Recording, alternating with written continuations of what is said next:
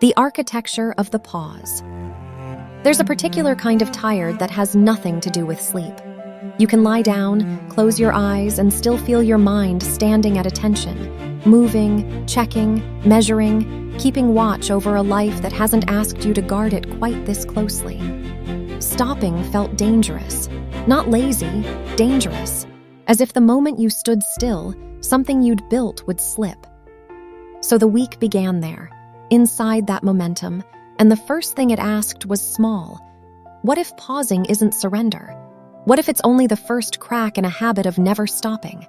From there, the questions kept surfacing. Some of the race, it turned out, wasn't even yours. You'd been measuring a private, unglamorous life against someone else's highlight reel, a pace that was never meant to be compared. And when you finally did sit still, the silence felt almost loud. Not wrong, just unfamiliar. The way a room sounds strange after the noise finally stops.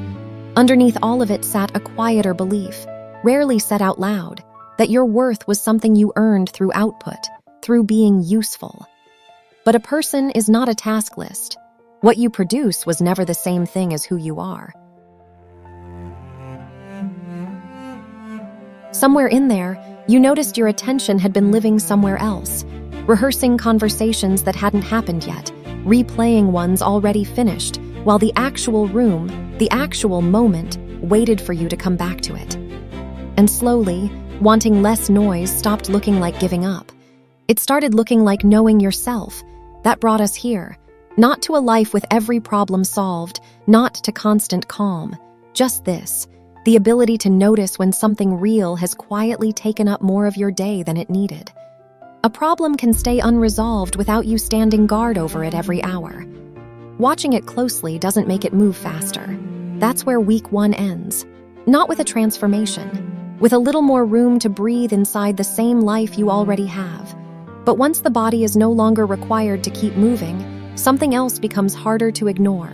Everything that was quietly running underneath it the whole time. The thoughts you outran by staying busy. The noise that was never really about the to-do list. Week 1 interrupted the momentum. The next part of the journey is quieter, but not necessarily easier, softening the internal noise. What comes next is learning to listen to what's left when the movement finally quiets. So the question worth sitting with isn't whether you've rested enough. It's this: when it finally goes quiet, what will you hear?